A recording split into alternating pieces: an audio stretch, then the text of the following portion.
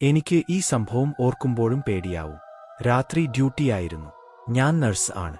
ആ ആശുപത്രിയുടെ 3-ാം നിലയിലെ പഴയ വാർഡിൽ. രാത്രി 2 മണിയോടെയാണ് കാര്യങ്ങൾ തെറ്റിത്തുടങ്ങിയത്. കോറിഡോറിന്റെ അവസാനത്തെ മുറി 304. അത് കഴിഞ്ഞ 2 മാസമായി ആരും ഉപയോഗിച്ചിരുന്നില്ല. അവിടെ ഒരു രോഗി മരിച്ചതിനു ശേഷം എനിക്ക് വ്യക്തമായി കേട്ടു.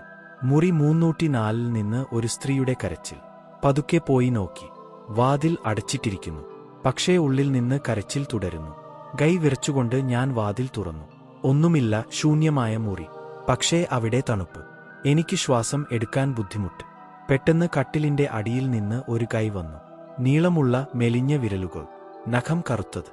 സഹായിക്കൂ, ഒരു മന്ത്രിക്കുന്ന ശബ്ദം. എനിക്ക് ഓടണമെന്ന് തോന്നി. പക്ഷേ കാലുകൾ നീങ്ങുന്നില്ല. പെട്ടെന്ന് കട്ടിലിന്റെ അടിയിൽ നിന്ന് ഒരു സ്ത്രീ ഇഴഞ്ഞു വന്നു. അവളുടെ മുടി നീണ്ടു നിലത്തു പടർന്നു. മുഖം വെളുത്തത്, കണ്ണുകൾ കറുത്ത ദ്വാരങ്ങൾ.